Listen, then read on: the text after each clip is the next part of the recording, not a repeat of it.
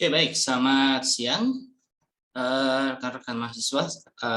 Hari ini kita akan membahas modul tutorial 6. Namun sebelum itu, apa ada pertanyaan dulu dari rekan-rekan di sini terkait dengan materi kuliah gelombang EM, rangkaian arus listrik bolak-balik, atau pengantar kemarin interferensi, atau induksi EM, silahkan.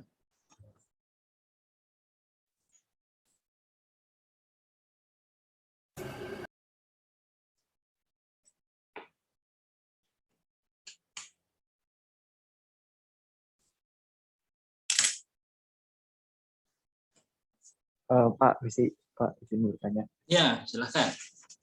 Untuk materi tentang paramagnetisme dan diamagnetisme itu penjelasannya bagaimana ya, Pak? Penjelasannya itu kalau kemarin memang ya terbatas karena memang dia nggak masuk SAP kita itu kan hanya membahas tentang persamaan Maxwell, ya, 4 persamaan Maxwell, terus bagaimana kita menurunkan persamaan diferensial gelombangnya, ya, sampai polarisasi, ya, sampai hukum malus yang kita belajar bagaimana susunan dari polarisator, analisator itu nanti akan membuat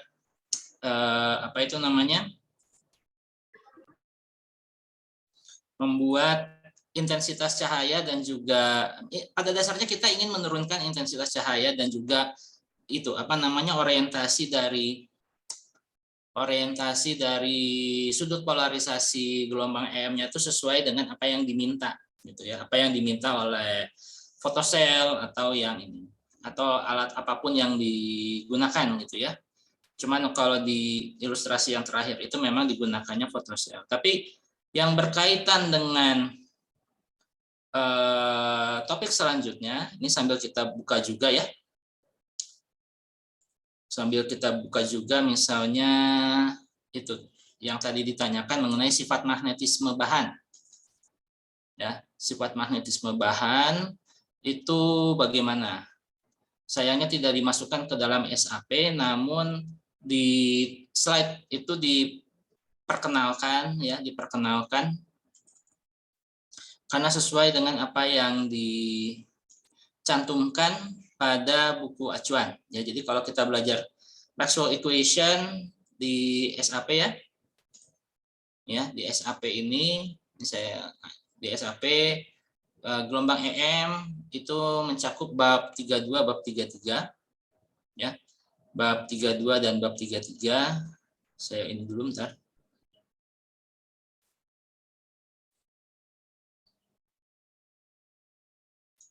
Bab 32-nya ini membahas tentang Maxwell's equation. Kemudian bab 33-nya itu membahas tentang electromagnetic wave. Nah, yang di bagian 32 itu tidak sampai membahas tidak membahas sampai dengan jenis-jenis magnetisme bahan. Magnetisme bahan ini ya, atau ini magnet gitu ya, karena dianggapnya sebagai pengetahuan biasa saja ya, dianggap sebagai pengetahuan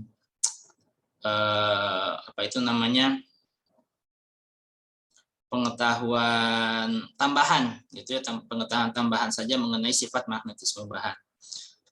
Bahkan di sini di Maxwell equation di 32 di sini kan hanya dijelaskan tentang bentuk diferensial ya, bentuk integral dari persamaan Maxwell yang kedua, yaitu yang menyatakan bahwa flux magnet sama dengan 0 ya, yang menyatakan bahwa tidak ada kutub pol ya, kutub tunggal pada fenomena kemagnetan, dia harus ada utara selatan. Kemudian juga membahas tentang bentuk integral dari persamaan 3 Maxwell dan persamaan 4 Maxwell. Nah, sayangnya yang di sini sifat magnet ini tidak disampaikan. Namun bagi rekan-rekan yang mungkin nanti saat mempelajari tentang sifat fisis dari bahan makanan tertentu, mungkin dia akan mempelajari sifat magnetnya ya, akan mempelajari tentang sifat magnetnya. Ya kita nggak tahu apakah dia itu sifat magnet yang disimpan sama tepung, sama protein, sama gula, sama lemak dan lain sebagainya itu menyimpan informasi apa gitu ya, menyimpan informasi apa kita tidak tahu, tapi kemampuan bahan untuk bisa merekam medan magnet itu ya bergantung pada ininya, bergantung pada sifat kemampuan dia untuk menyimpannya itu dari 3 jenis ini, yaitu diamagnet, paramagnet, sama ferromagnet. Nah, perbedaan antara ketiganya itu memang dari sisi ininya, memang dari sisi bentuk dipol magnetnya sebetulnya. Kalau dibaca di sini memang ya kita tinggal menyempatkan waktu saja gitu ya, menyempatkan waktu saja untuk membaca ini dengan seksama karena dia ditulis dalam bahasa Inggris. Kalau untuk yang buku acuan utamanya, kalau Anda punya buku acuan dalam bahasa Indonesia, nah itu juga dipersilahkan sehingga bisa tahu apa bedanya para, dia, dan juga ferro. Tapi kebanyakan memang kalau ferromagnetik itu adalah kemampuan menyimpan informasi magnet pada suatu logam ya, karena logamnya itu sendiri mungkin mengandung atom-atom ferrum gitu ya, atom-atom besi yang berbeda dengan plastik atau bahan organik gitu ya. Jadi diamagnetisme, paramagnetisme, dan ferromagnetisme pada dasarnya adalah kemampuan bahan untuk menyimpan informasi magnet pada dirinya. Namun perbedaannya itu dari sifat dari bendanya itu sendiri. Apakah dia itu terbuat dari logam? Logam juga kalau misalnya dia bukan atau tidak mengandung atom besi, ya, tidak mengandung atom besi atau senyawa yang mengandung besi dan lain sebagainya, maka bukan ferromagnetis, ya, bukan ferromagnetisme. Dia mungkin nanti akan jatuhnya ke paramagnetisme atau ke diamagnetisme. Nah, begitu pula begitu pula untuk material yang organik, ya, material yang organik seperti misalnya kayu, darah, dan juga tulang, daging, dan lain sebagainya. Kemampuan untuk menyimpan ininya, medan magnetnya jelas bukan ferro, ya, jelas bukan ferromagnetik. Dia kalau tidak diamagnetik adalah paramagnetik. Jadi intinya sebetulnya mempelajari paramagnetik, diamagnetik, dan juga ferro adalah mempelajari tentang bagaimana setiap bahan yang ada di alam ini menyimpan informasi mengenai medan magnet. Dan ini sekali lagi bukan sesuatu hal yang bisa dilihat dengan mata, ya, bukan sesuatu hal yang bisa dilihat dengan mata, tapi bisa diukur, makanya dan bisa digunakan, ya, seperti halnya informasi yang ada di dalam hard disk kan kita ya yakini saja bahwa dengan menggunakan Windows Explorer atau perangkat software atau perangkat lunak yang kita gunakan pada komputer, ya kita yakin bahwa hard disknya itu tersimpan informasi gitu kan ya. Kita yakini saja seperti itu, tapi sesungguhnya yang terjadi secara fisiknya itu adalah yaitu bahwa di setiap ruang di disket itu, ya, itu terisi sama medan magnet yang punya orientasi utara selatan tertentu gitu ya, punya arah tertentu, terus besarnya tertentu pula, dan itulah yang dia di tempat menyimpan informasi suara, gambar, dan lain sebagainya gitu, atau huruf dan lain sebagainya. Nah, penjelasan yang mungkin rekan-rekan bisa lihat, kalau misalnya di buku textbook yang Anda lihat sekarang di layar ini kurang menyenangkan, coba kita ke YouTube, gitu ya, atau ke Wikipedia dulu lah, ya. perbedaan diamagnetik, paramagnetik, dan ferromagnetik. Ya, misalnya seperti ini. Nah, nanti ada ininya, penjelasannya gitu ya. Untuk yang ini dulu, di mana di sini disebutkan bahwa ferromagnetik adalah benda-benda yang dapat ya ini penjelasan simplistiknya ya. Penjelasan simplistiknya yang ada di Bernoulli, dia disebutkan adalah yang dapat ditarik kuat oleh magnet gitu ya. Kemudian paramagnetik benda yang ditarik lemah, sedangkan dia magnetik adalah benda yang tidak dapat ditarik sama sekali. Tapi sesungguhnya bukan itu sebetulnya. Bukan itu sebetulnya yang menjadi kenapa kita harus belajar dia, para, dan juga Ferri, karena benda-benda karena sebetulnya setiap benda itu ya itu tadi yang seperti saya katakan bisa menyimpan informasi dipol magnet yang jenisnya tuh macam-macam gitu ya, yang jenisnya macam-macam. Kalau di bidang saya, di bidang geofisika, dipol magnet itu bisa digunakan untuk melihat sejarah pembentukan bumi, ya, sejarah pembentukan bumi. Nah, seperti yang terlihat di gambar ini, ya, seperti yang terlihat misalnya di gambar ini, saya besarkan lagi.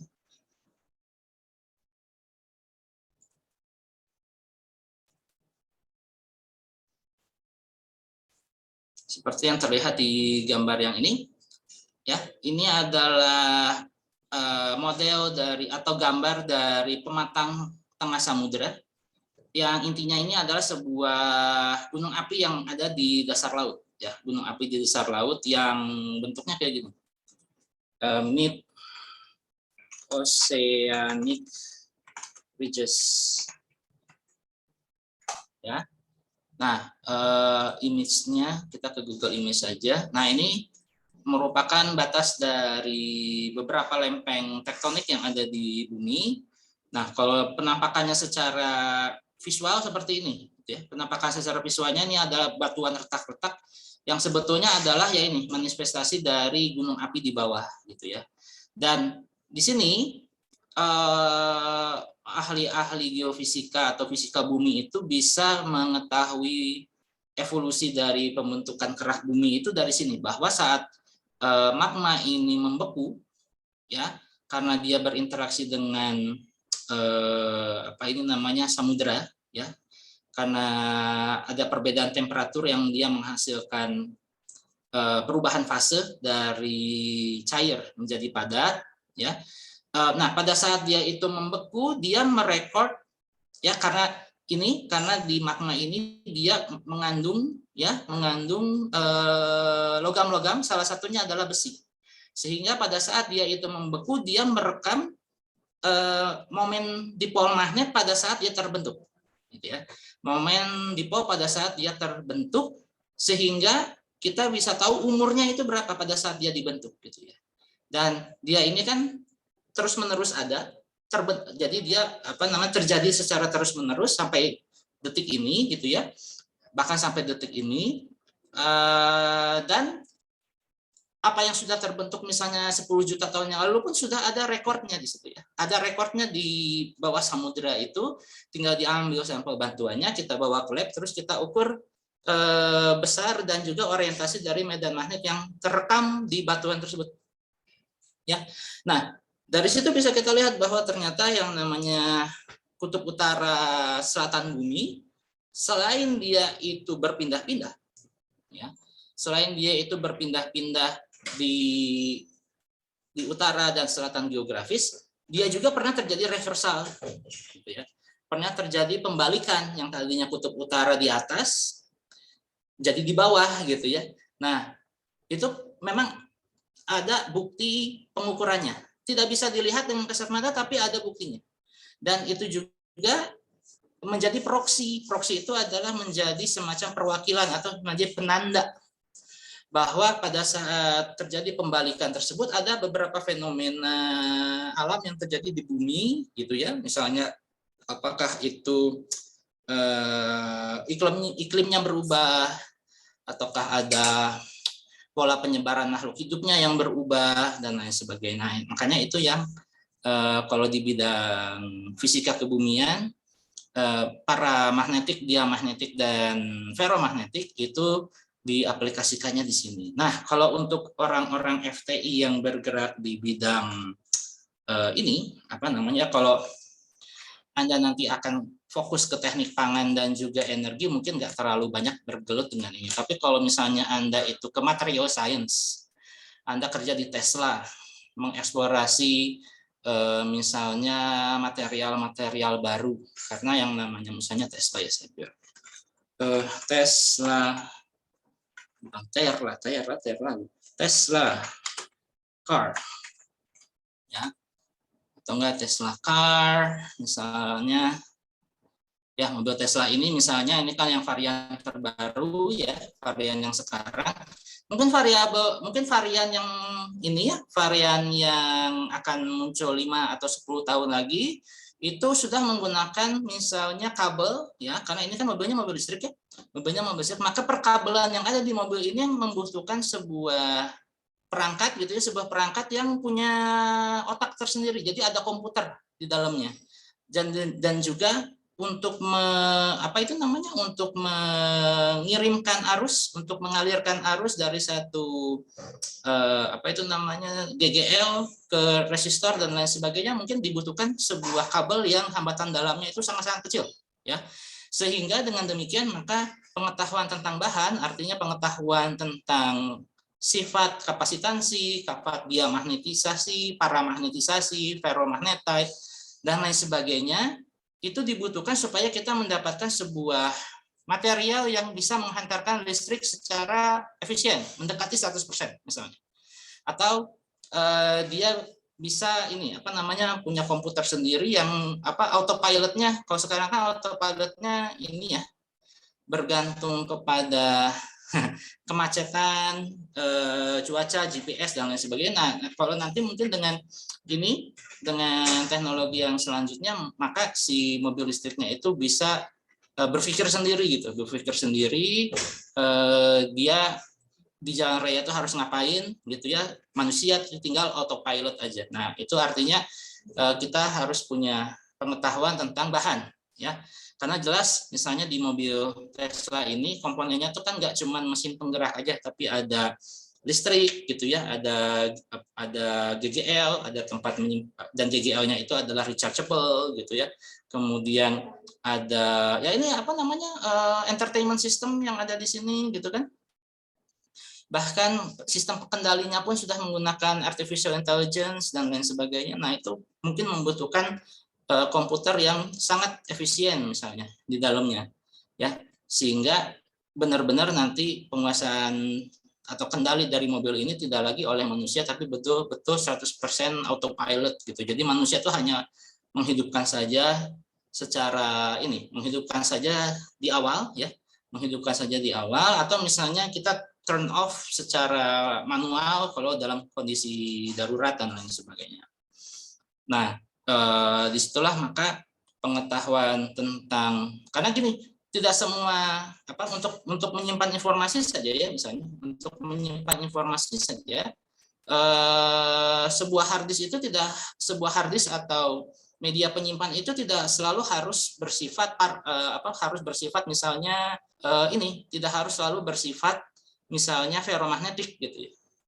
Tidak harus seperti itu, dia bisa juga seperti seperti ini. Kalau dulu di belajar kita itu konduktor ya, belajar tentang konduktor, kita kan nggak selalu bahwa material itu harus konduktor atau superkonduktor. Kadang-kadang kita juga butuh benda yang semi ya, yang semikonduktor, yang dia hanya bisa menyimpan energi atau bisa mengalirkan energi apabila ambangnya itu tepat gitu ya, apabila ada threshold tertentu. Nah, mungkin di sini juga sama.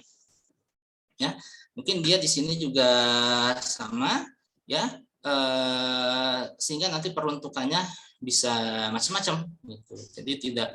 Jadi bukan berarti sebuah benda diamagnetis itu ini ya, misalnya tadi kan disebutkan secara simplistik ya, perbedaan mana ini ya, kalau dari ini Brainly untuk fisika SMA disebutkannya paramagnetik lemah gitu ya, lemah ditarik magnet, diamagnetik tidak dapat ditarik sama sekali. Nah ini nih apa namanya definisi yang sangat simplistik gitu ya, yang mungkin hanya untuk cocok untuk anak SMP mungkin ya.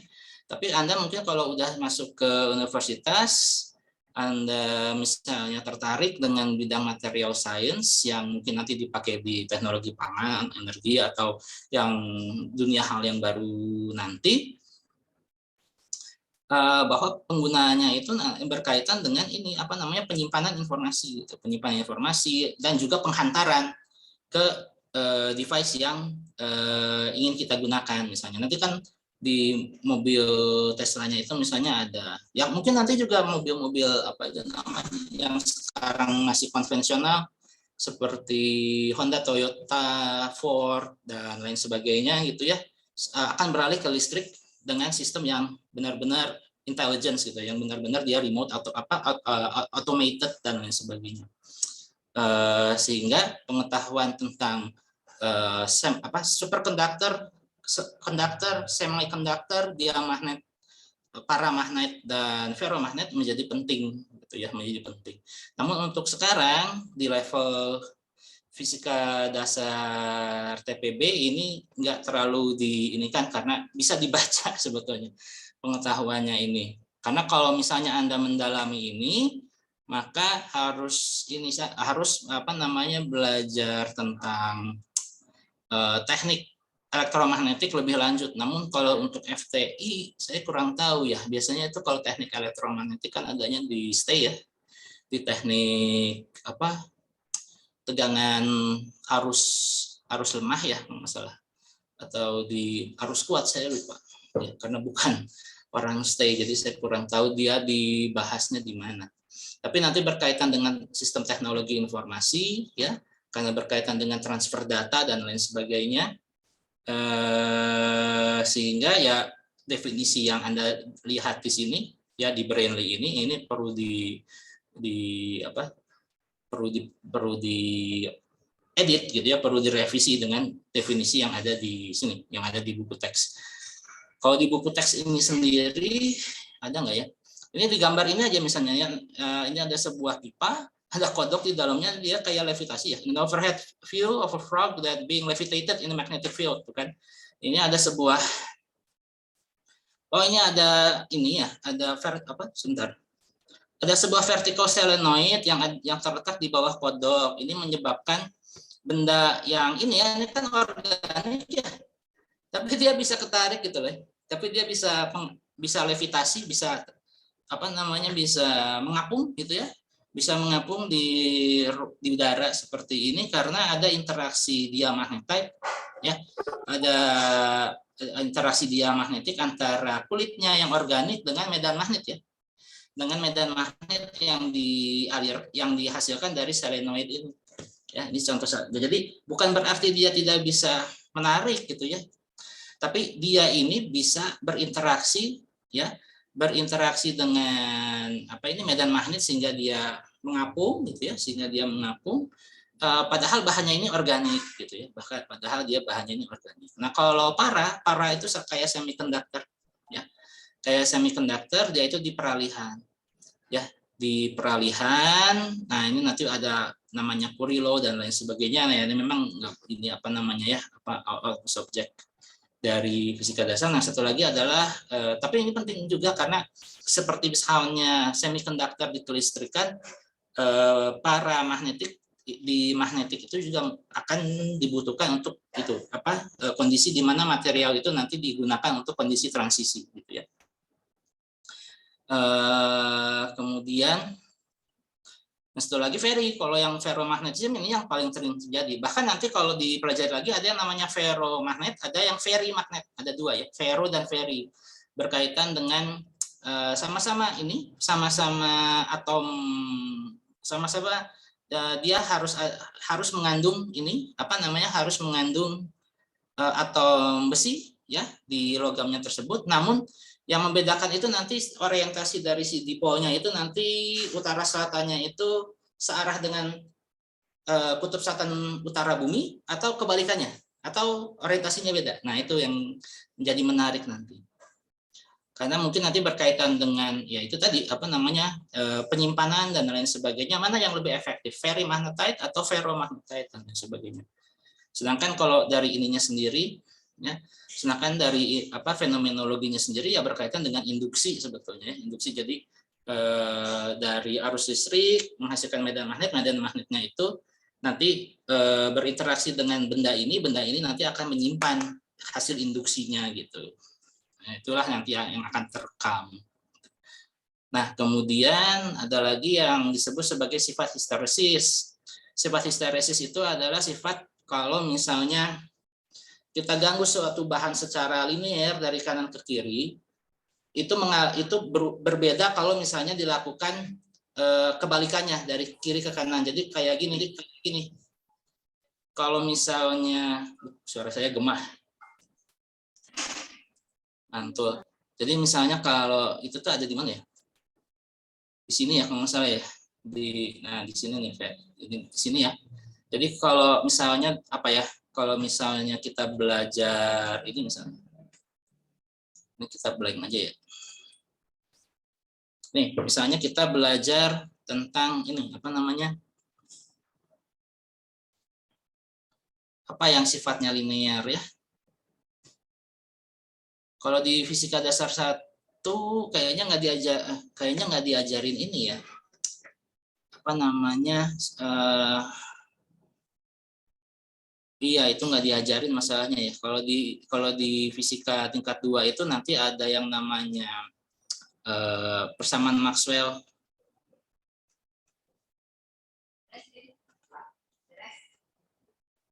Di vakum gitu ya, di vakum atau udara. Kalau di vakum atau di udara kan kita udah belajar dia persamaannya seperti ini. Ya. Persamaannya adalah seperti ini. Ini seperti ini sama dengan 0. Kemudian cross E ini sama dengan min B T gitu ya.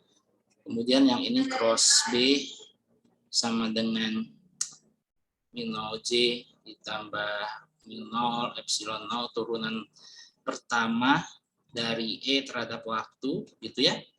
Nah, ini kalau di vakum atau di udara. Nah, sedangkan kalau misalnya tadi kita ngomongin tentang interaksi bahan gitu ya. Jadi ini kalau misalnya ini bahan. Ini bahan.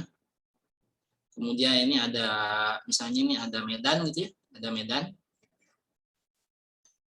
Ada medan, ini dari sumber. Kemudian ini ada penerima gitu ya. Ya. Kan begini ya. Nah, kalau persamaan Maxwell di vakum atau udara itu berkaitan dengan ya ini, dengan medan elektromagnetik yang menjalar di udara, atau kalau nggak merambat dia itu ini apa namanya radiasi di udara gitu ya, atau dia terdifusi di udara tergantung dari mekanisme ininya, mekanisme perambatan atau transfer energinya. Nah, ini kalau di udara. Nah, kalau misalnya berinteraksi dengan bahan, ya, berinteraksi dengan bahan, maka persamaan Maxwell di bahan ini terjadi akibat karena adanya ini ya, adanya medan EM dari sumber berinteraksi dengan bahan, maka di sini timbul induksi kan? Ya, ini timbul induksi, maka di sini ada timbul di sini. Ada yang namanya medan induksi. Ya, medan induksi. Nah, di sini persamaan Maxwell-nya nanti akan menjadi seperti ini. Ya, D ini sama dengan rho bebas. Kemudian ini menjadi tetap ya. Sama dengan 0. Kemudian yang ini cross E menjadi ini menjadi ini tetap kalau nggak salah. Ya, ini kalau nggak salah tetap. Nah, yang berubah ini nanti adalah ininya. Ini menjadi H. H itu adalah induksi magnet. Ya, H itu nanti disebut sebagai induksi magnet. Nah, ini kalau ini dia menjadi mu, ya, menjadi mu J free ditambah mu epsilon d dt. Nah, ini. Nah, jadi kalau misalnya di bahan, maka maka medan listrik dan medan magnetnya menjadi medan listrik dan magnet yang dipengaruhi oleh bahan, gitu ya, yang dipengaruhi oleh bahan. Variabelnya itu menjadi D dan H, ya. D itu adalah perpindahan listrik, H itu adalah induksi magnet, ya, induksi magnet. Nah, apa sih kaitannya dengan fenomena histerisis yang ada di sini? Nah, fenomena histerisis yang terjadi di sini adalah ini, mengaitkan antara E dengan D di vakum itu linear hubungannya, yaitu D adalah sama dengan permitivitas dari bahan. Ini kan bahan ini dia punya permeabilitas sama permitivitas. Jadi kalau misalnya ada interaksi E dari vakum, ya, berinteraksi pada bahan yang punya epsilon dan juga mu tertentu, maka dia menghasilkan medan perpindahan D seperti ini. Jadi D ini sebetulnya adalah medan listrik yang akibat interaksi medan EM yang merambat pada vakum berinteraksi sama bahan, gitu.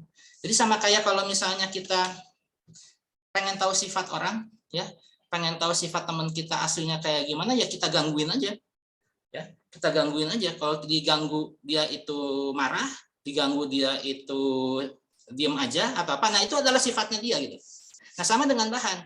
Kalau kita ingin tahu sifat bahan ini keras atau tidak, bahan ini menyimpan menyimpan tahanan jenis atau tidak, punya permitivitas atau tidak, ya kita beri gangguan. Nah, kalau di sini gangguannya adalah dengan cara menginduksikan dari medan luar, gitu ya, dikasih gelombang EM, kemudian nanti si bahan ini nanti akan menghasilkan induksi enggak, gitu, dari hasil gangguan dari luar ini. Kalau menghasilkan, maka nanti dia termanifestasikan sebagai D, sedangkan E-nya itu sendiri nanti merambat atau mengalir pada vakum, gitu ya. Nah, ini kan, nah kalau Anda lihat di sini, hubungan D, epsilon, dan E ini sifatnya linear. Linear tuh kayak gini, kalau ini saya punya Y sama dengan A dikali X, ini namanya linear. Kalau digrafikin nanti dia begini kan. Ya. Kalau di linear artinya dia sifatnya begini, ini sumbu X, ini sumbu Y. Jadi ini kalau misalnya ini D, gitu ya, maka ini E, gitu. Hubungannya linear. Nah, jadi kalau saya bergerak dari kiri ke kanan dan dari kanan ke kiri, hubungannya ya di garis ini aja, gitu ya. Hubungannya di garis ini aja. Tapi kalau histerisis artinya ketika saya bergerak dari kiri ke kanan, memvariasikan E dari kiri ke kanan dan juga dari kanan ke kiri, ternyata punya perbedaan. Nah, inilah yang disebut sebagai sifat histerisis. Ya. Jadi saat saya beri induksi ini, ya, misalnya BO itu adalah yang ini, mirip-mirip sama yang ini, ya, mirip-mirip adalah sumber asli, gitu ya, kita terapkan pada bahan, itu kita perbesar nilai BO-nya, ternyata dia naik, gitu ya. Nah, harusnya kalau bahannya ini linear, pada saat BO-nya itu dikembalikan ke nilai awal, dia harusnya mengikuti garis yang ini, mengikuti garis yang ini, tapi ternyata dia justru ke sini, gitu ya, mengikuti garis yang C, gitu, yang C sampai dia ke D. Kemudian ketika dia diperbesar lagi, ya harusnya kan kalau linear dia ke sini, tapi dia malah ke sini, membentuk yang ini, bentuk yang ini. Kemudian ketika dia diturunkan, dia ke sini lagi, dinaikkan ke sini. Nah, ini yang disebut sebagai sifat histerisis. Bahwa sifatnya itu tidak murni linear, gitu ya. Sifatnya itu tidak murni linear, jadi dia punya lintasan tersendiri. Ya, punya lintasan tersendiri, dan ini menjadi sebetulnya ciri khas dari sifat-sifat beberapa material di alam itu tidak benar-benar linear, ya, sifatnya itu tidak benar-benar linear. Makanya di ferromagnetik ini masuk karena ada sifat kemagnetan, ya, ferromagnetik itu ternyata punya sifat histeris, bukan histeris ini, ya, bukan histeris emosional, gitu ya, bukan, tapi inilah histerisis. Histerisis itu adalah sebuah perilaku di mana sifat fisik dari suatu benda itu tidak linear mengikuti garis yang sama, tapi dia jadi kecenderungannya sama, ya, kecenderungannya sama, seperti ini ya, tapi path-nya itu jadi jalurnya itu beda gitu. Pada saat gangguan itu dinaikkan sama gangguan itu diturunkan, ternyata polanya itu berbeda walaupun trennya sama gitu. Nah, itulah yang disebut sebagai sifat histerisis. Sedangkan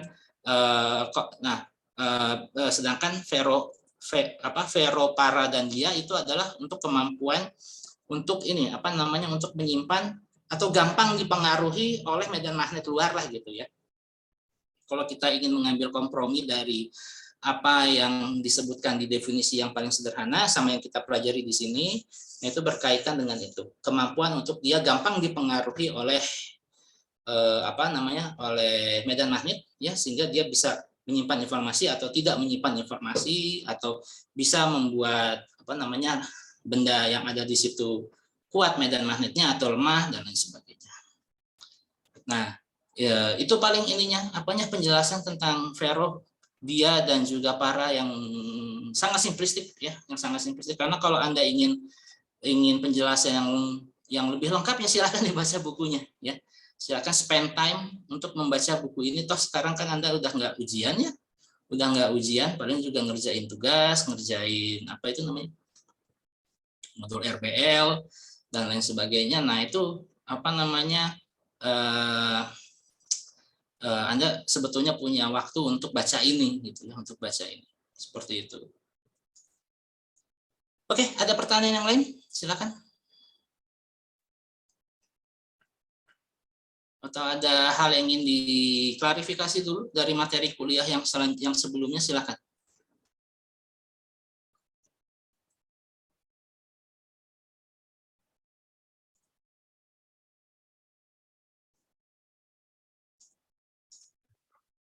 Pak, boleh saya tanya tapi tentang RBL nggak apa-apa, Pak?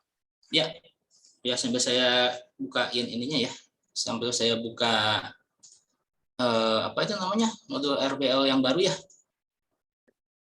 Modul RBL yang baru sambil saya buka. Mana? Kok nggak ada? Di sini gitu. RBL. Oh, bahasa Inggris.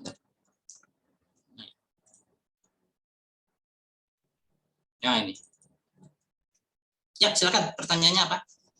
Nah, ini Pak, kan sebelumnya tuh harus ada lembar kemajuan gitu ya Pak.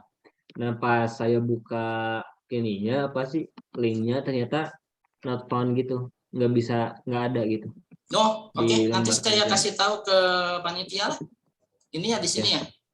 Template sama logbook ya. Kalau yang semester lalu Anda punya logbooknya nggak? Enggak, waktu udah nggak ada. Semester yang lalu. Udah nggak tahu Pak kemana. Bukan, waktu semester yang lalu. Waktu Anda logbook yang loncat-loncat itu ada nggak format itunya? Ada. Nah, pakai itu aja dulu untuk sementara ya. Oke Pak. Nanti kalau misalnya ada perubahan template atau apa, nah silahkan nanti disesuaikan saja. Oke, apalagi nih? Ini yang di sini ya. Nanti saya kasih tahu ke panitia ya kalau misalnya ini catatan kemajuan. Oh ya, not found ya. Berarti nanti saya sampaikan ke ini. Kalau template-nya nih ada ya.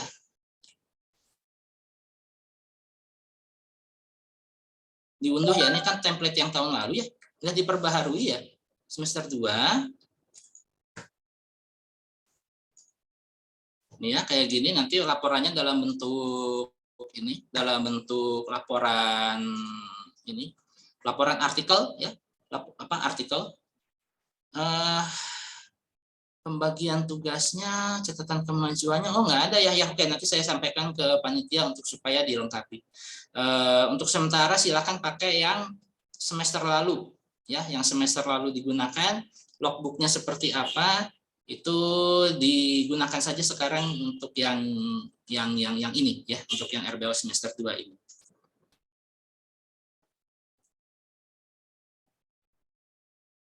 Ya, jadi makasih ya udah ngasih tahu. Oke, ada pertanyaan lagi? Coba tadi di chat ada. Terkait alat yang digunakan, itu alat harus dipinjam dari lab, Pak. Lapor aja ke lab, coba ya.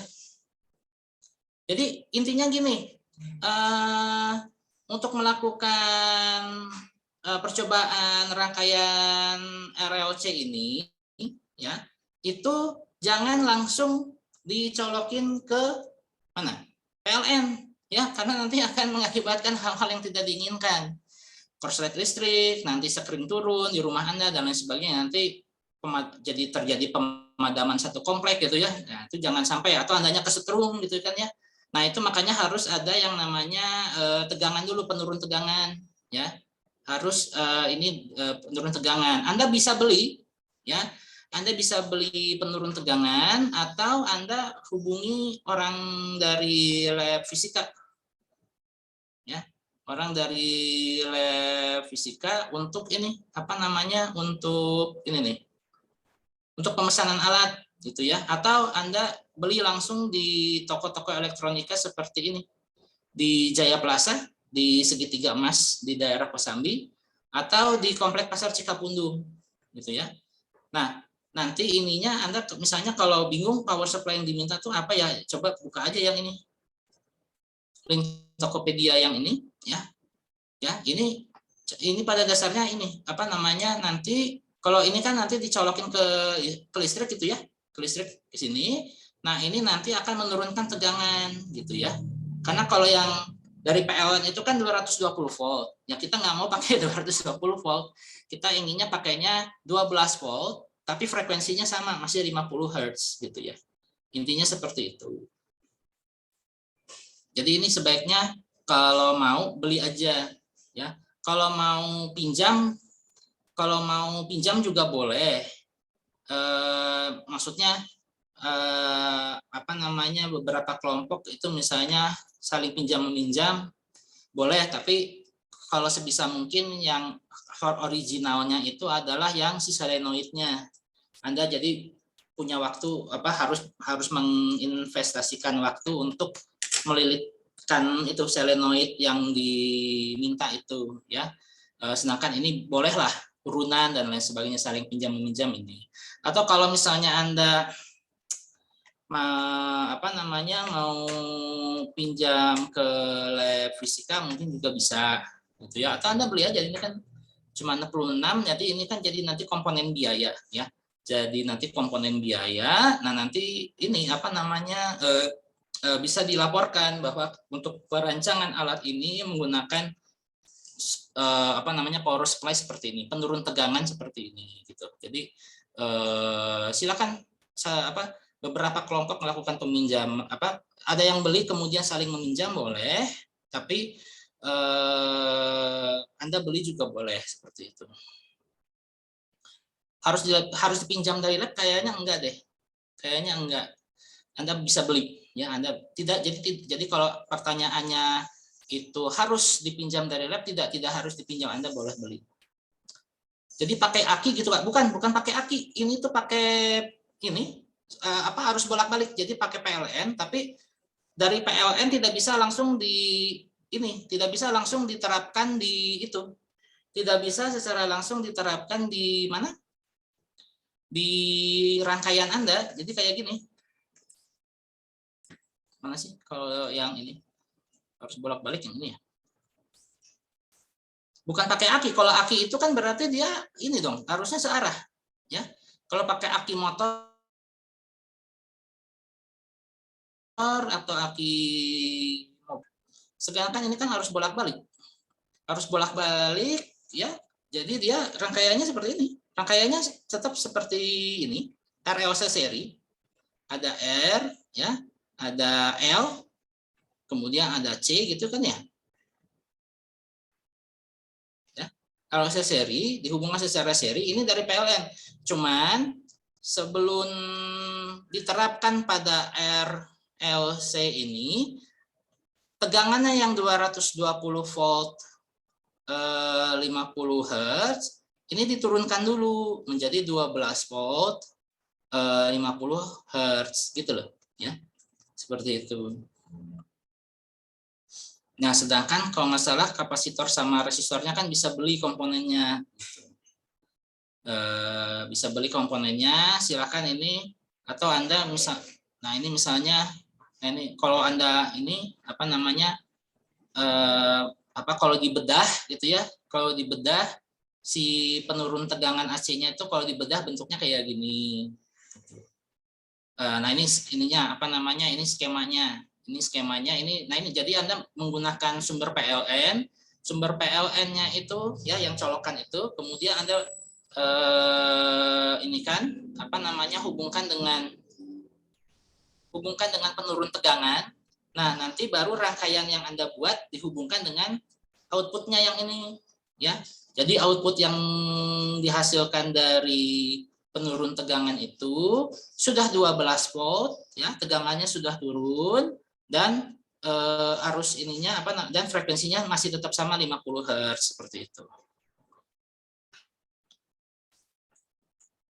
Ya, jadi coba kita ke mana? Modul tutorial. Ini ya, modul tutorialnya ini. Oke, selalu gunakan. Oke, nah ini, sebentar di atasnya. Ya, mengukur induktansi menggunakan rangkaian seri RLC. Jadi yang Anda rancang itu adalah L-nya, R dengan C-nya itu bisa dibeli ya.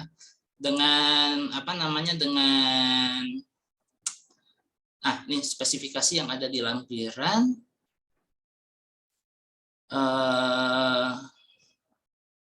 Nah ini apa namanya, sebagai contoh gunakan kapasitor non polar dan resistor dengan daya sekian.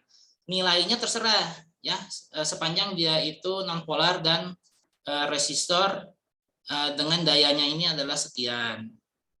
Kemudian ya jadinya jadi kita benar-benar seperti apa yang Anda tulis di kuesioner waktu itu. Anda ingin hands on eksperimen kan, atau hands on experience kan. Nah ini sekarang materinya adalah rangkaian RLC arus bolak-balik. Anda bikin rangkaiannya seri satu loop gitu ya, satu loop itu di mana di dalam loop itu ada resistornya. Nah ini Anda silakan tentukan R-nya ini mau berapa ohm ya. Kemudian L-nya nanti Anda rancang kan, Anda rancang di sini sehingga nanti dia menghasilkan berapa Henry gitu kan. Nah ini kemudian yang C-nya silakan dibeli dengan misalnya kapasitas berapa farad gitu, sehingga nanti Anda bisa hitung ininya yang diminta. Yang diminta itu adalah tujuan membuat induktornya ya dengan, nah ini Anda membuat induktor dengan nilai induktansi minimal 1 mH dan volume maksimal 10 cm3 ya. Jadi minimalnya adalah menghasilkan induktansi 1 mH. Kemudian mengukur induktansinya menggunakan rangkaian RLC dengan multimeter atau avometer. Nah, multimeternya yang kayak gini ya. Yang kayak gini atau yang mereknya yang lebih bagus. Kalau ini kan ini ya, apa namanya, yang murah yang cuma 50.000 ya, yang seperti ini ya. Nah, kalau misalnya membutuhkan alat dan lain sebagainya juga boleh kontak ke Pak Irfan di Lab Fisika Dasar Ganesha kalau misalnya membutuhkan membutuhkan tapi nggak tahu ya sekarang boleh pinjam alat atau enggak ya. Tapi kalau misalnya Anda pergi ke LFD untuk mengukur, nah itu mungkin bisa ditanyakan. Selama di sesi yang bersangkutan tidak ada praktikum misalnya gitu ya, tapi mau ini di situ silakan nanti Anda ke Pak Bram untuk untuk tanya-tanya kalau mau pinjam avometer dan lain sebagainya. Nah jadi ya ini kita kan udah belajar di arus bolak-balik ini ya. Di arus bolak-balik kan kita sudah belajar tentang bagaimana menghitung impedansi, bagaimana menghitung ini hukum ohm ini, VRMS sama dengan IRMS Z. Tujuannya kan Anda diminta untuk menghitung ini kan, L ya.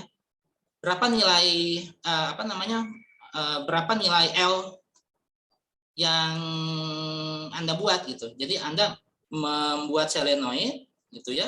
Berapa L-nya gitu. Dengan nilai R diketahui, nilai C diketahui. Jadinya Anda nanti ketika beli barang beli barang R-nya sama C-nya juga Anda catat. Ini pakai resistor berapa ohm, berapa dayanya, ya. Untuk yang kapasitornya juga sama gitu. Ini jenisnya apa, non polar atau polar gitu. Tapi tadi di apa itu namanya? Tadi disarankan dia pakai kapasitor yang non polar ya. Kemudian berapa nilai faradnya gitu. Sedangkan kan kita udah tahu nih untuk menghitung XL XC ini kan kita udah punya frekuensi menggunakan frekuensi PLN. VRMS-nya juga kita udah tahu gitu kan 12 volt. Nah, itu berarti nanti kan bisa kita hitung ininya, bisa kita hitung apa itu namanya I-nya, IRMS nanti Anda ukur ya menggunakan ampermeter. Ampermeter yang sama, yang ini avometer, pakai avometer Anda kan bisa hitung berapa VRMS-nya. Berapa berapa IRMS-nya, berapa VRMS-nya ya. Sehingga nanti bisa ketahuan berapa L-nya gitu. Nah, ini kan hands on experiment, hands on experience, hands on activities. Ya, yang waktu itu pernah Anda sampaikan waktu mengisi kuesioner. Nah, ini salah satunya seperti itu. Oke, ada pertanyaan lain di chat? Ya, jadi bukan pakai aki ya, pakainya arus listrik PLN, tapi harus menggunakan penurun tegangan. Jadi tidak boleh langsung. Kalau langsung bahaya ya. Anda bisa terjadi kebakaran di kosan atau di rumah Anda, hati-hati. Andanya bisa terluka, terbakar ya. Atau kena ini kesetrum, makanya tolong pelajari safety precaution yang ada di ini, yang ada di modul ya.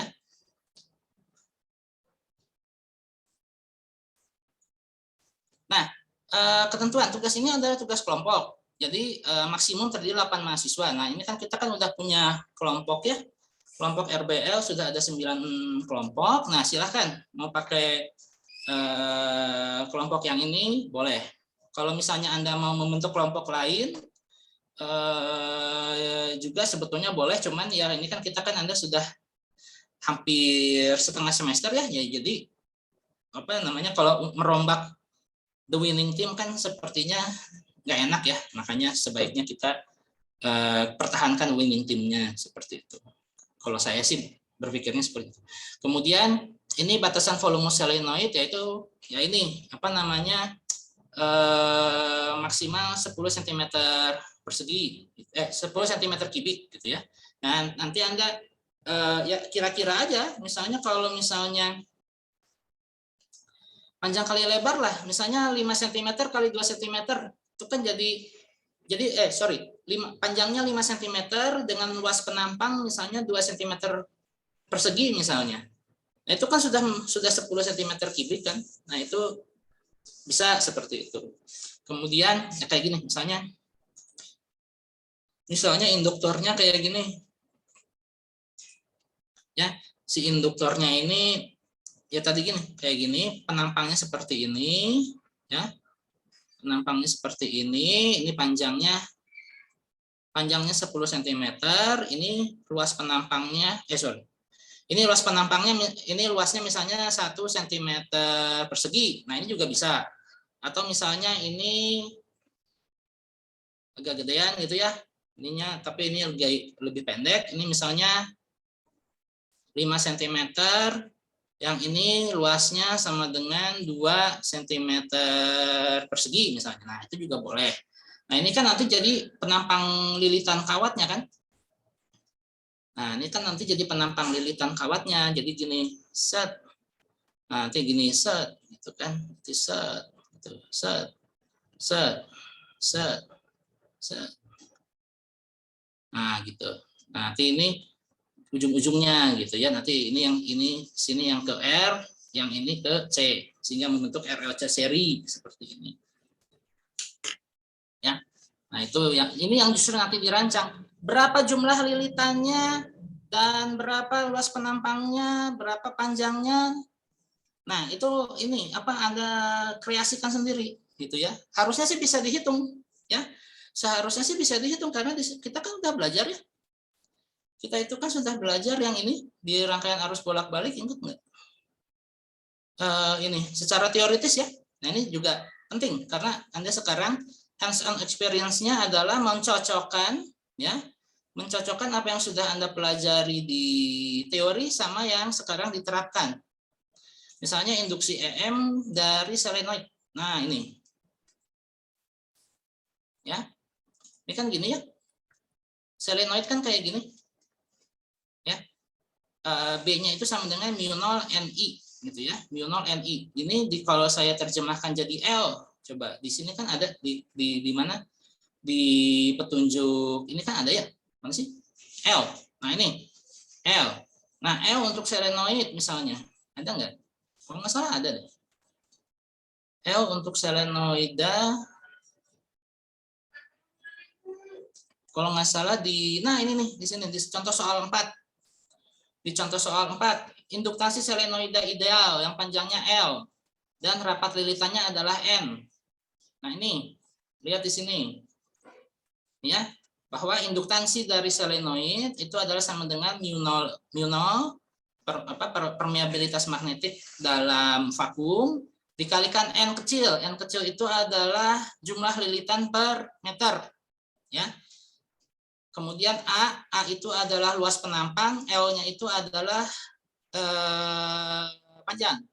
Jadi tadi A dikali L-nya ini adalah sama dengan berapa tadi? 10 cm kubik ya.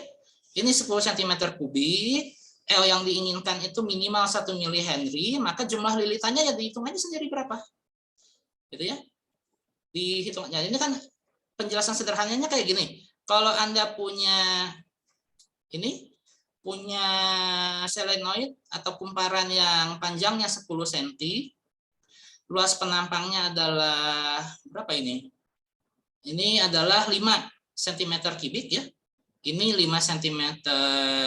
Ini 5 cm, 5 cm persegi, luas penampangnya 5 cm persegi, panjangnya ini 10 cm ya. Ini menghasilkan 6,28 kali 10⁻⁵. Ini jadi ordernya mikro Henry.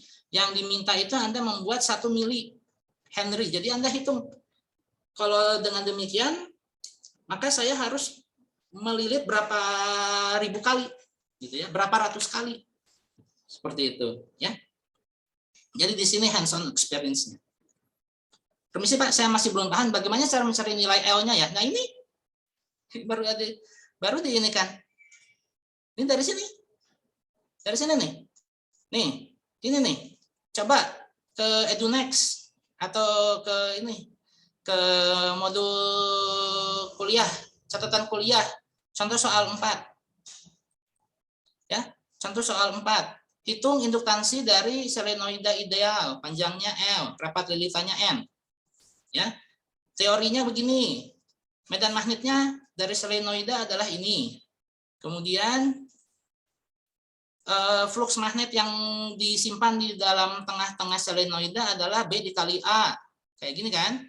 Kemudian karena jumlah loop dalam selenoida ideal itu adalah N, ya, jumlah lilitan, maka flux totalnya adalah sekian. Ya. Sehingga nanti induktansinya adalah seperti ini.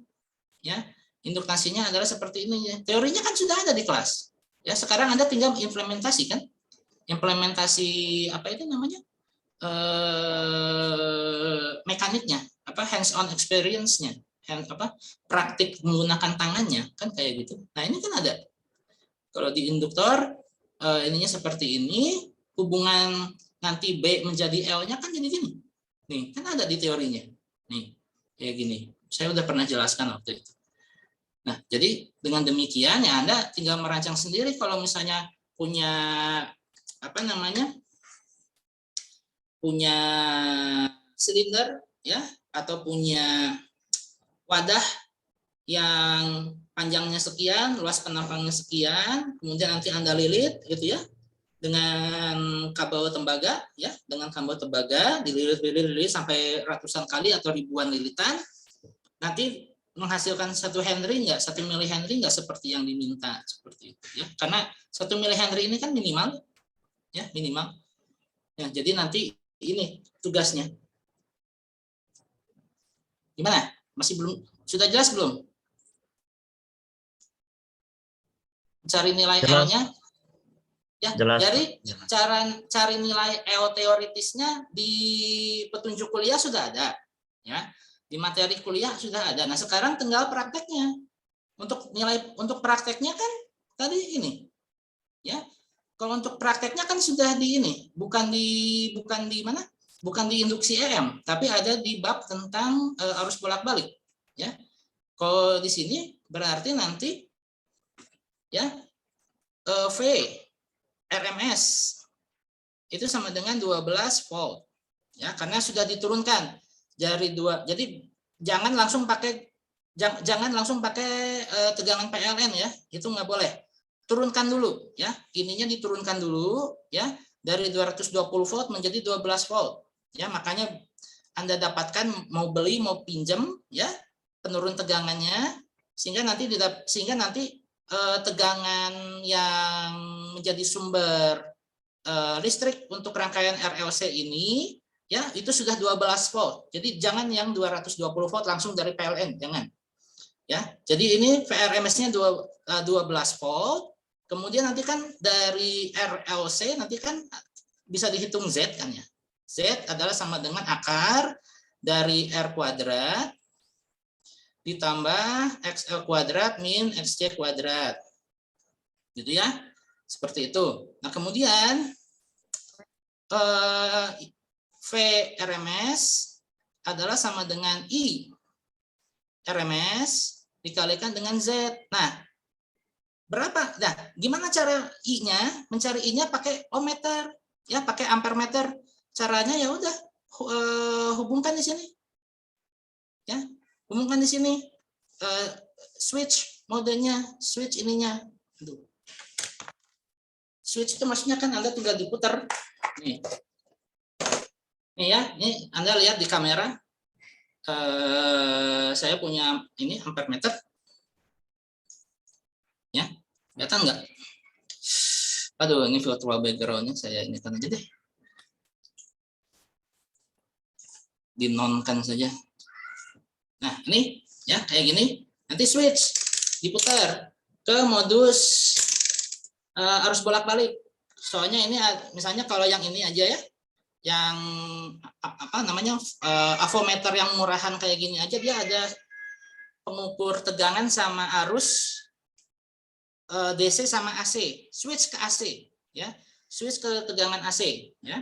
Kemudian nanti hubungkan secara seri ya, hubungan secara seri pada rangkaian ini gitu, sehingga nanti Anda ukur berapa IRMS-nya gitu ya, ukur berapa IRMS-nya sehingga nanti ya tinggal ini aja kan, Z sama dengan VRMS dibagi I RMS. Kalau ini misalnya kita tahu dari sini, sebetulnya bisa diukur juga sih.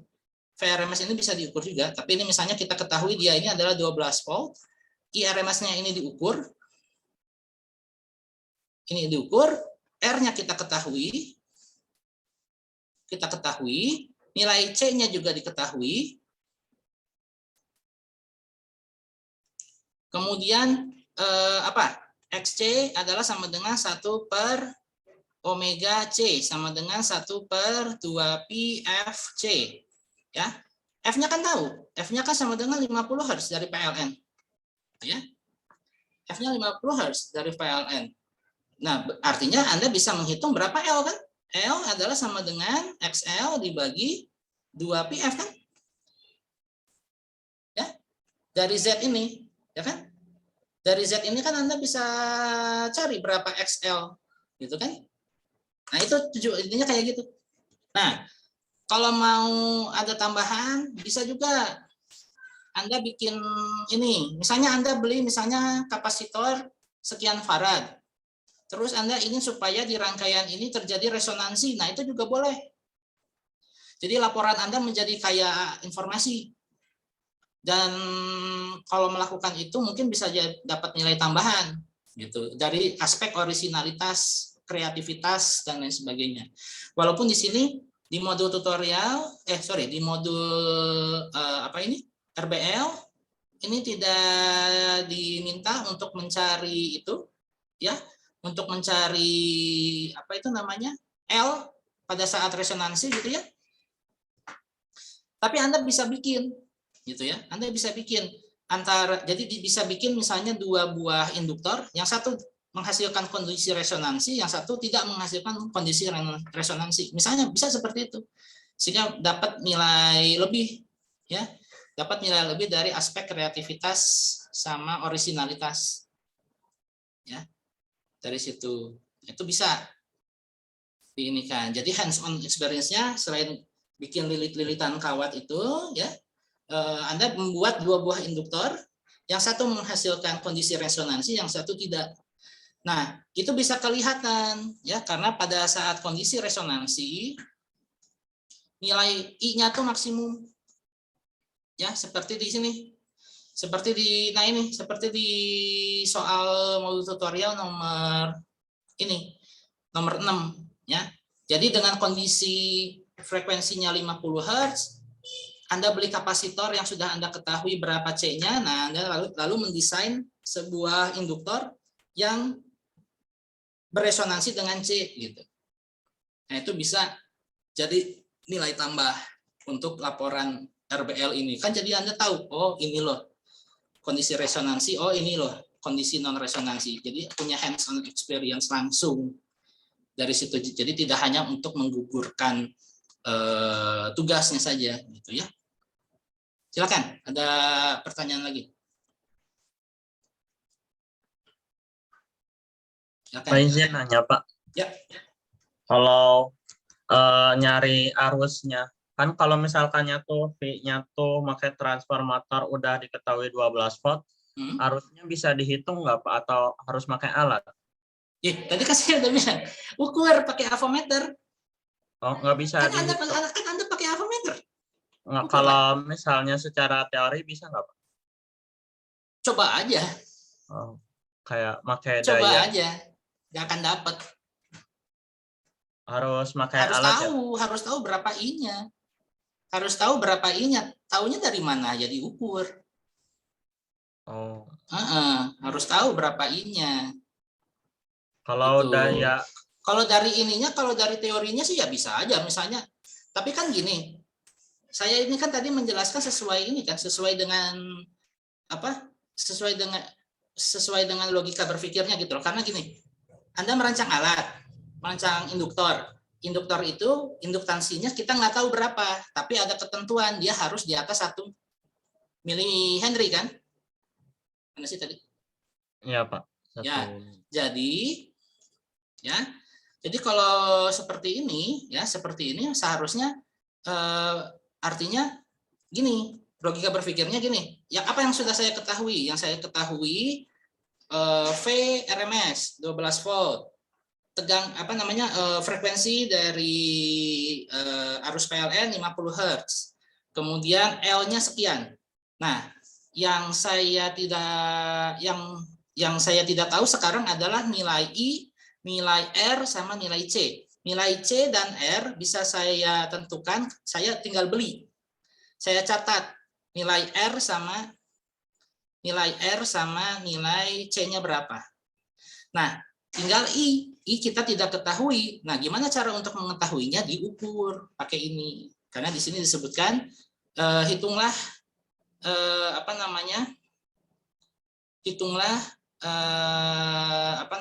hitunglah induktansi ya. Hitunglah induktansi dari selenoida yang Anda buat menggunakan rangkaian RLC dan avometer gitu. Makanya arusnya diukur pakai avometer. Gitu loh. Nah, karena itu runutan berpikirnya. Kalau secara teori, Anda masih berpikir secara soal yang ada di buku. Soal yang ada di modul tutorial, semua informasi ada di sini, ya.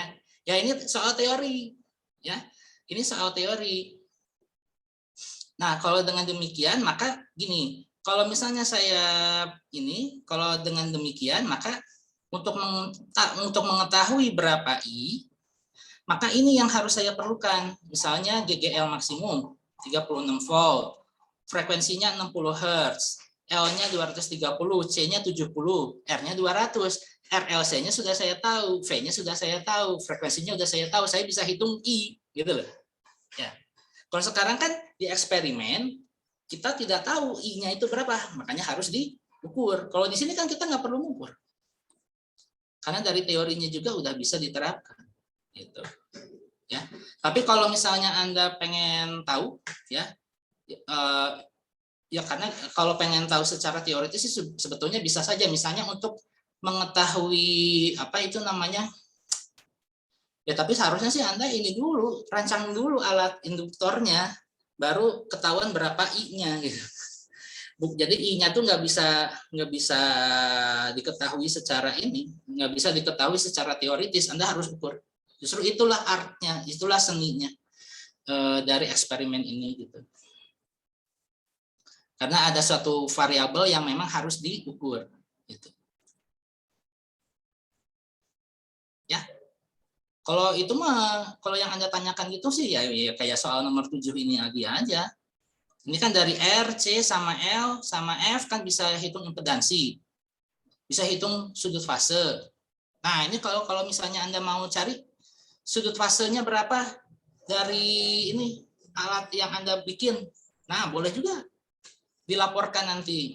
Arus maksimumnya berapa? Kalau Anda misalnya punya akses ke lab fisika dasar yang di lab tek 1 itu, silakan mau nanti diukur pakai diagram fasor juga boleh. Kalau Anda punya apa dikasih izin sama Pak Irfan atau sama Pak Bram ya, itu boleh. Makanya ini apa jaga hubungan baik dengan Pak Bram sama Pak Irfan. Jangan bikin masalah. Supaya nanti kalau misalnya Anda ingin bereksperimen dengan osiloskop untuk percobaan RBL ini ya boleh kalau mau, nanti dapat angka tambahan seperti itu. Ya, silakan ada pertanyaan lain. Ya, jadi gitu ya kerangka berpikirnya ya. I-nya itu kalau untuk eksperimen ini nggak bisa kita tentukan secara teoritis karena Anda harus ukur dulu, ya. Anda harus ukur dulu. Karena kondisi seperti soal nomor 7 ini ideal ya, ini ideal, semua variabel diberikan. Kalau di sini kan kita enggak, R kan Anda harus beli, C harus dibeli, Anda harus catat berapa ohmnya, berapa faradnya kan. L yang Anda bikin sendiri kan, L yang Anda buat sendiri itu juga kan nggak tahu berapa milihenry-nya, ya kan? Makanya untuk mengetahui berapa I-nya ya diukur pakai avometer, pakai yang beginian. Tapi jangan lupa di switch ke modus ini ya, modus A apa ampere, menghitung arus untuk bolak-balik ya. Jangan, karena ada satu lagi yang DC ya. Nah, itu ini apa namanya, jangan sampai salah. Ya, silakan. Ada pertanyaan lagi? Ya, hari ini kita diskusi aja lah. Daripada membahas soal solusi sih sebetulnya bisa bisa saya kasih ini ya, apa namanya? Atau ini apa namanya? Tapi sayangnya memang kalau ini ya, ini kan saya masih punya catatan interaksi kita. Memang masih ada beberapa mahasiswa ya, rekan-rekan K38 ini yang nilai interaksinya kurang ya. Kalau hanya mengandalkan dari KBF kemarin sama nanti kuis untuk persiapan ujian kedua ya kan terlalu sedikit ya. Ini kan masih ada yang kosong nih. Masih ada yang kosong. Nah, ini angka interaksinya sih saya pengennya juga ada gitu. Walaupun sebetulnya kalau ngasih solusi ke Anda tuh sebetulnya gampang ya, tinggal dikasih aja gitu di Edunix. Walaupun nanti juga untuk disebarkan di kelas paralel juga kan bisa ya, untuk semua mahasiswa TPB, tidak harus hanya untuk K38 saja. Oke, silakan pertanyaan lanjutan, silakan, daripada nanti kesetrum. Ayo silakan, pada pertanyaan ada lagi nggak di sini?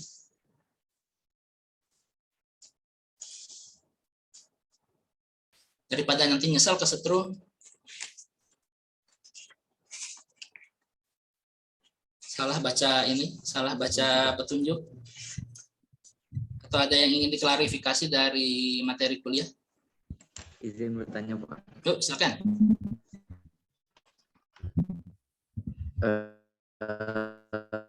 Ini kalau terkait RBL ini durasi videonya itu ada aturannya tidak?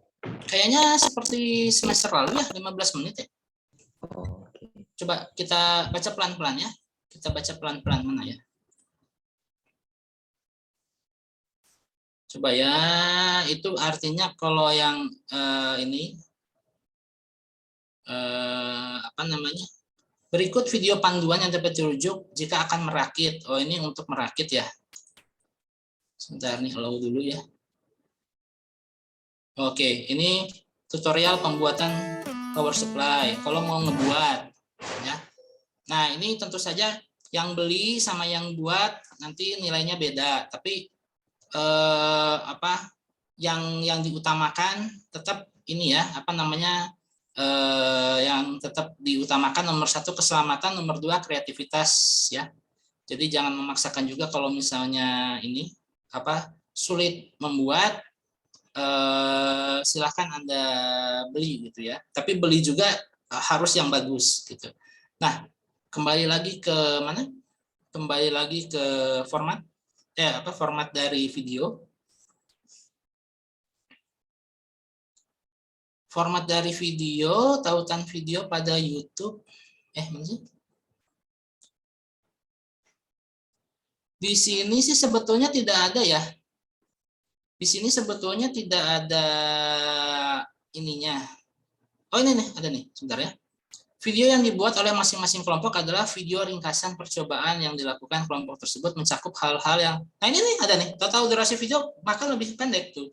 Total durasi video maksimal 10 menit. Nih, ada nih di sini. Nah, sehingga nanti pengumpulan laporan dan videonya itu nanti kita laksanakan pada hari apa? Hari Rabu tanggal 27 ya. Hari Rabu tanggal 27, tanggal 25 kita libur, tanggal 26 kita tutorial modul terakhir. Ya. Tutorial modul terakhir, tanggal 27 kita itu ya. Tanggal 27 kita apa itu namanya? Tanggal 27 kita ini apa namanya? Presentasi ya. Pengumpulan presentasi. Ya, kita kumpul dulu. Nanti saya tunjuk 1, 2, 3 kelompok untuk mempresentasikan karena biasanya suka waktunya nggak cukup. Baru nanti ininya dikumpulkan seperti itu. Baru nanti setelah itu 27 itu adalah hari terakhir kita ketemu ya. Sebelum nanti tanggal 11 kita ujian kedua ya. Tanggal 11 Maret seminggu. Jadi ada kemungkinan Anda mungkin kalau rumahnya jauh sebaiknya nggak usah mudik ya, karena tanggal 9 Anda ujian matematik, tanggal 11 Anda ujian fisika, tanggal 14 Anda ujian kimia. Jadi sepekan setelah Lebaran Anda langsung ujian. Jadi kalau yang rumahnya jauh sebaiknya nggak usah pulang karena jalan dan lain sebagainya gitu ya. Mobilitas nanti tinggi, nanti pandemi naik lagi dan lain sebagainya. Dan juga nanti jaga kesehatan. Kemudian apa itu namanya ya apa nyoba Lebaran di tempat yang baru. Nah, itu juga kan jadi pengalaman hidup yang penting ya. Karena apa ya?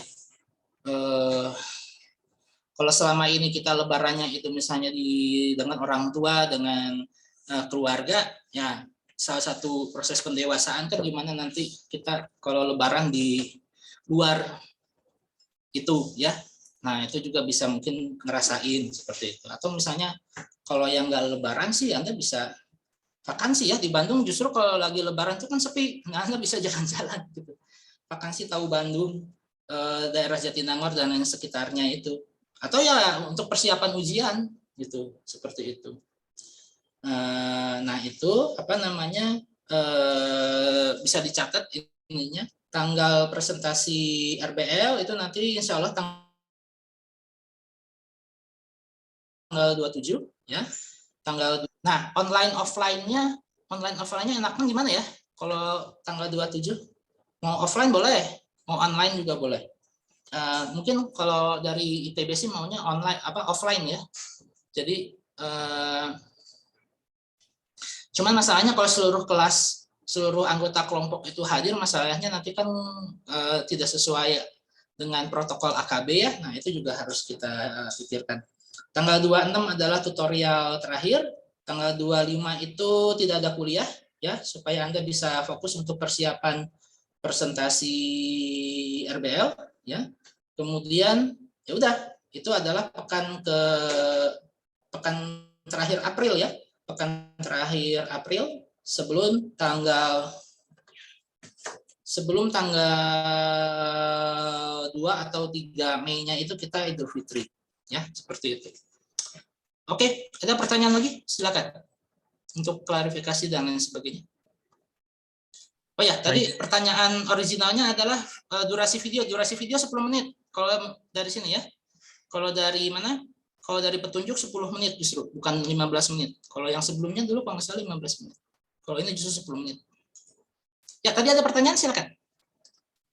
Saya izin bertanya Pak, kan Ya. kemarin waktu itu saya pernah lihat soal tutorial, kalau ada 2 induktor dipasang paralel itu L-nya dijumlahkan ya Pak.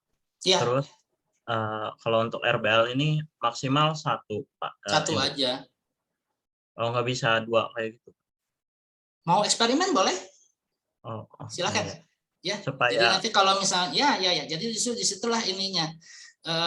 Kalau Anda misalnya benar nggak sih yang kemarin dijelaskan waktu tutorial gitu ya, Anda kritis gitu ya, misalnya pengen tahu nih gitu.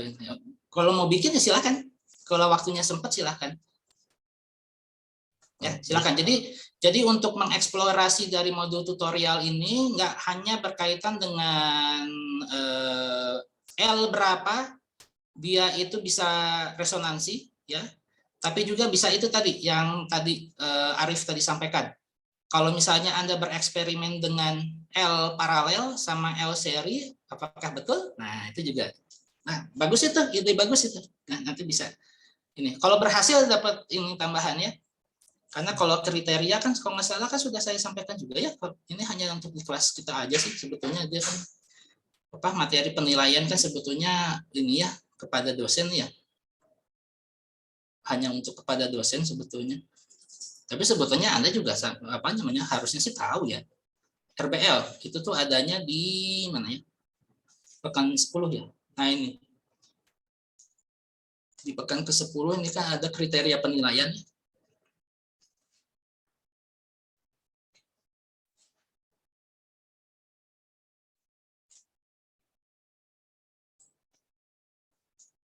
Nah, ini. Ada kriteria penilaian, ya, ada kreativitas metode, ada penjelasan konsep dasar dan data analisis. Jadi kalau Anda melakukan kreativitas untuk menghitung kontribusi dari induktor yang disusun paralel dan seri itu, ya, nah itu juga bisa ya dimasukkan dalam sini. Tapi ini ya harap jadi catatan bahwa RLC-nya dipasang seri ya. R, L, dan C-nya dipasang seri. Nah, masalahnya nanti di L-nya itu Anda mau susun secara paralel sama seri, nah itu urusan lain. Ya. Tapi yang pasti, karena kalau disusun secara paralel, misalnya R, L, C-nya disusun paralel, berarti teori yang kita pelajari sekarang ini harus dirubah ya. Menggunakan persamaan diferensial dan juga bilangan imajiner. Nah, masalahnya itu Anda belum belajar.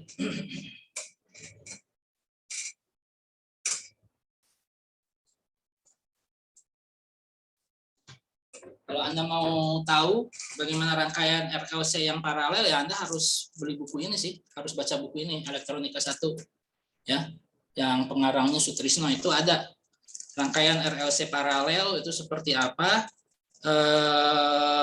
dan apa itu namanya, bagaimana hubungan impedansi, frekuensi, kondisi resonansi, dan lain sebagainya. Nah, itu sedikit lebih ribet ya, sedikit lebih susah dibandingkan dengan yang RLC seri. Makanya nanti susunan RLC-nya dibuat seri, tapi masalahnya Anda nanti mau buat L-nya itu ada 2 diparalelkan, atau L-nya ada 2 nanti diserikan. Nah, itu silahkan berkreasi di situ. Untuk membuktikan ini kan, untuk membuktikan yang pertanyaan modul tutorial berapa? Modul tutorial 6 ya. Modul tutorial 5 nomor berapa ya waktu itu ya? Apa saya? Sambil kita lihat lah. Uh, 2A.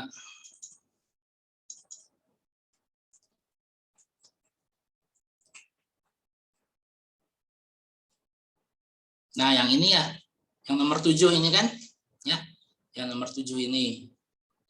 Ya, untuk membuktikan itu. Nah, boleh ya. Boleh, silakan dieksplor.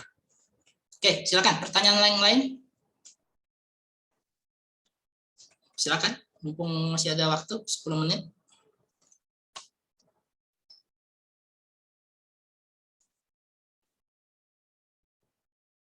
Oke, kalau gitu saya ini aja ya. Apa namanya?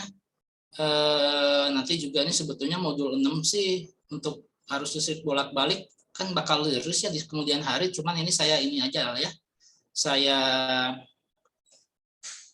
sampaikan aja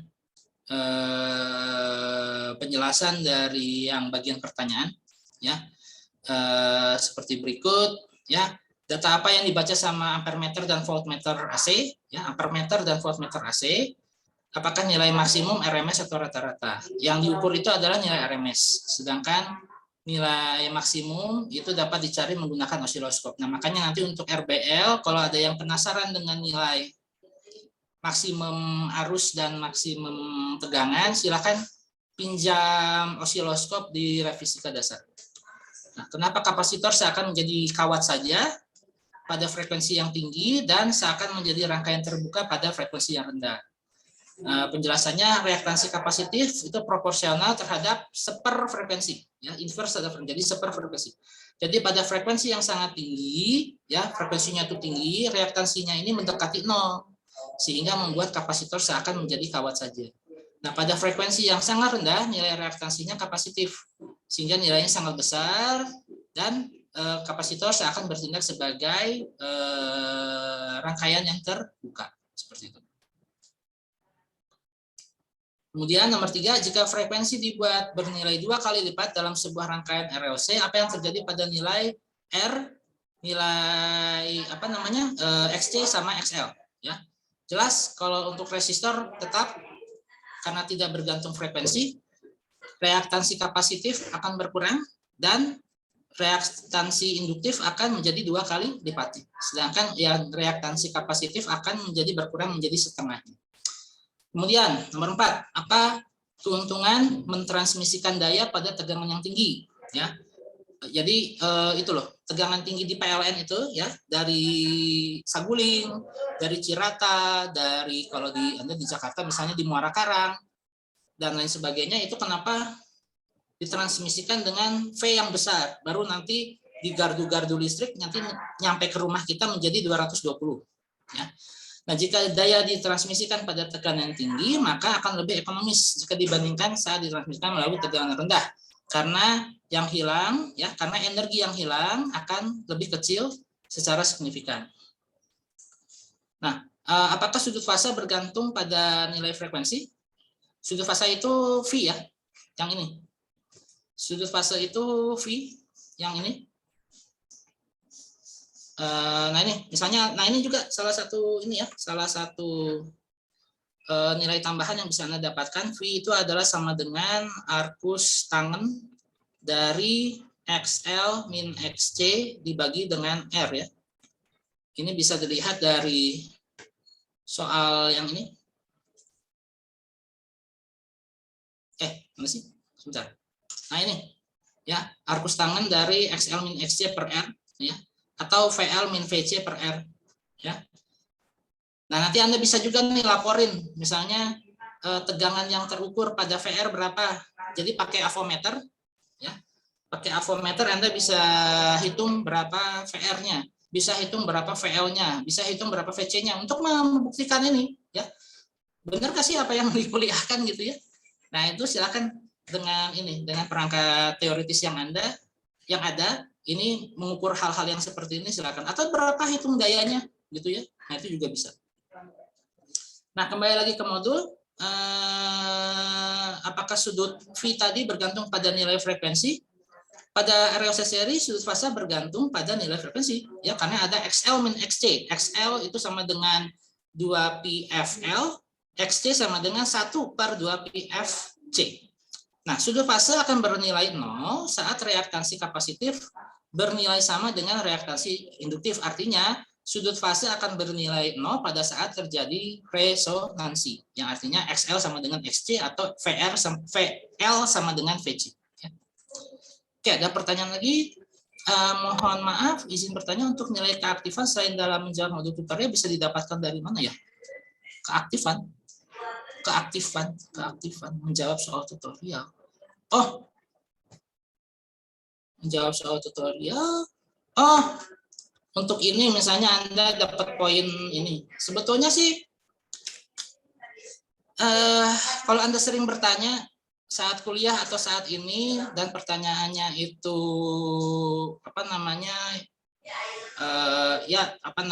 yang memang baik ya, yang memang menunjukkan Anda itu berpikir gitu ya. Jadi bukan pertanyaan yang kalau bahasa kalian sekarang namanya receh gitu ya.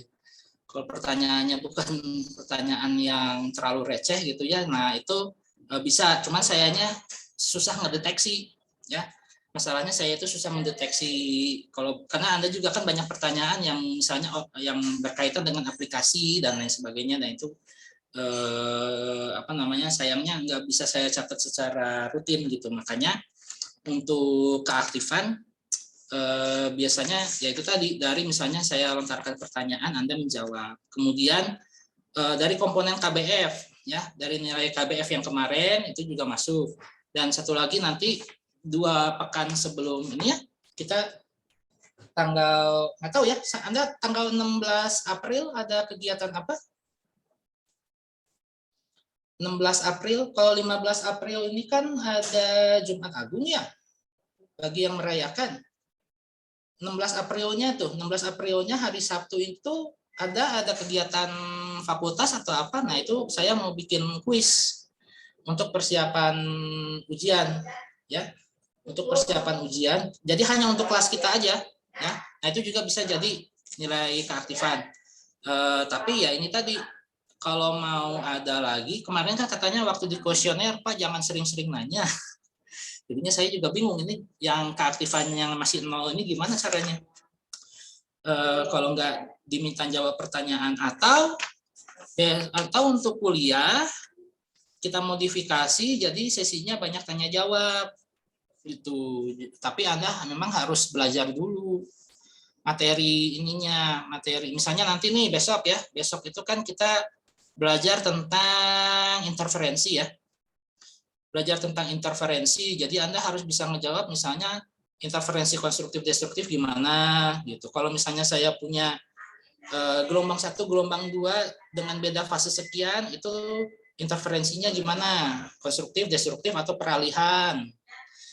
Atau misalnya kalau ini nanti belajar interferensi Young, maka untuk menghitung minimum kedua, maka gimana kondisinya. Nah, itu mungkin nanti jawabnya kayak gitu.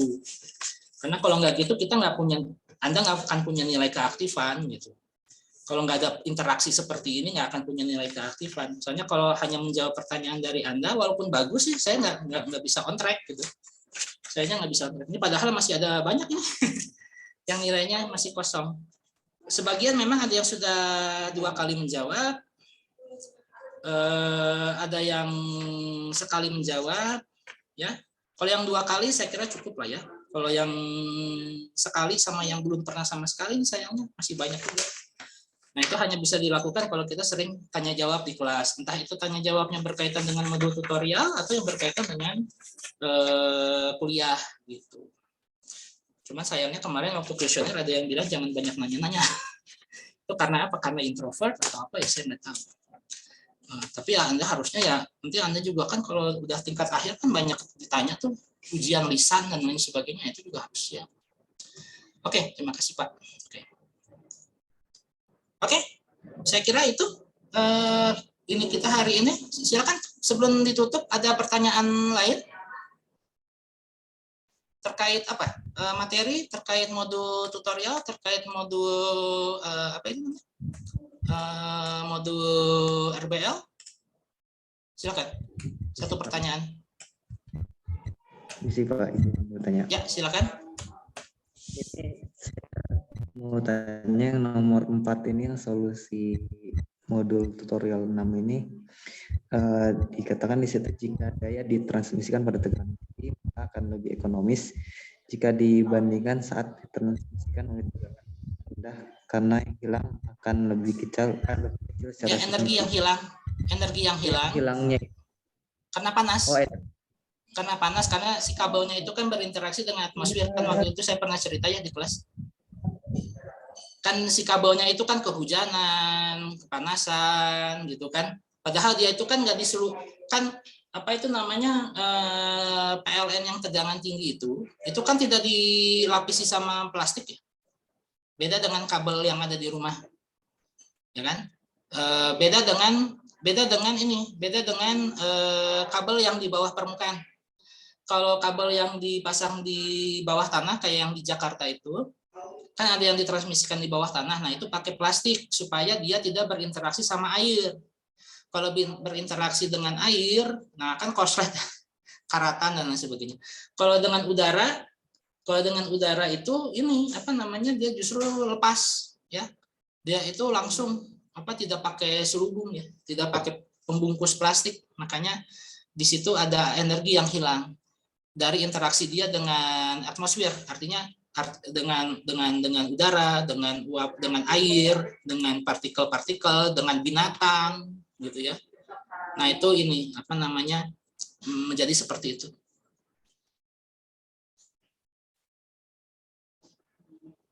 Oh iya, kalau ini dari penjelasan yang coba saya kerjain yang buat itu, jadi kan ada yang persamaan bahwa daya itu berbanding lurus ya, V sama dengan V kali I. Nah ya. Itu kan terus I sama dengan V per R. Itu kalau dari situ dari persamaan. Kalau dari persamaan jelas kalau tegangannya lebih tinggi, artinya arusnya juga kan rendah ya. Ya, kan P itu VI. Kalau listrik PLN itu ditransmisikan dengan tegangan tinggi, dari aspek keselamatannya juga itu adalah arusnya rendah. Ya. Dayanya sama, tapi tegangannya besar, I-nya rendah. Kalau I-nya rendah berarti kan misalnya dia berinteraksi sama ini ya, misalnya sama burung, dia hinggap di atas kabel.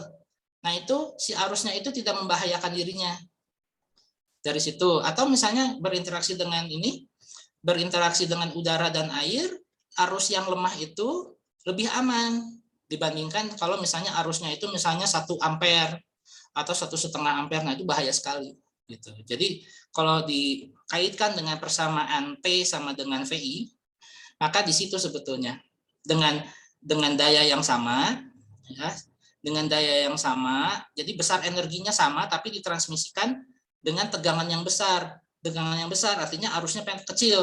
Arusnya kecil lebih tidak membahayakan kepada kabelnya itu sendiri kalau dia berinteraksi sama udara, sama air, sama binatang, kalau dia dibentangkan di atas kabel sutet itu. Ya, jadi di situ ininya kaitannya di situ. Sama juga kan orang yang petugas PLN-nya juga kan kalau maintenance kan dia juga kan harus naik ya ke situ. Nah, itu juga dia nggak kesetrum karena arusnya juga sendiri itu dia lemah. Karena kalau arus yang lemah ya, arusnya itu misalnya di bawah sekian miliampere gitu ya, itu ke badan juga asal kita safety gitu ya, menggunakan peralatan yang safety harusnya juga tidak menghasilkan kecelakaan kerja, kesetrum dan lain sebagainya gitu. Oke, ada pertanyaan? Misalnya Pak, tanggal 16 kebetulan ada KBF matematika. Nah, tuh kan. Ya udah, kalau gitu tanggal 23 kalian ada acara apa? Tanggal 23 ini, tanggal 23 April. 23 April aja kuisnya gitu. Tanggal 23 April. Sebab kalau tanggal 16 nggak bisa, berarti alternatifnya kalau nggak tanggal 23 ya tanggal 9. Jadi minggu depan. Tidak. Ya, jadi ya besok bisa dijawab lah ya. Nanti tanggal 23 ada apa. Jadi hanya untuk kelas K38 aja untuk kuisnya, dan kuisnya juga ini apa namanya? Nanti kita set lah 2 jam gitu ya. Kita set 2 jam, pertanyaannya esai, nanti dikumpulkan via MS Teams saja. Gitu. Oke, saya kira sudah cukup. Kalau ada pertanyaan lanjutan silahkan nanti ditanyakan besok. Kalau misalnya masih ada pertanyaan yang terkait dengan materi kuliah yang lalu tentang RBL atau modul tutorial juga boleh. Seperti itu. Kalau ini sih nanti penjelasan tentang ini nanti kita publikasikan di ini kepublikasikan di mana? Publikasikan di Edunext gitu ya. Tapi nanti atau nanti minggu depan mau dijadikan ini juga boleh, tapi materinya mungkin campuran ya antara arus bolak-balik sama yang gelombang EM. Seperti itu.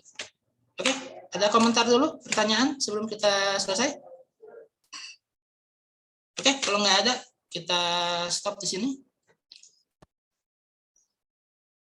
Kita ini kan stop recording.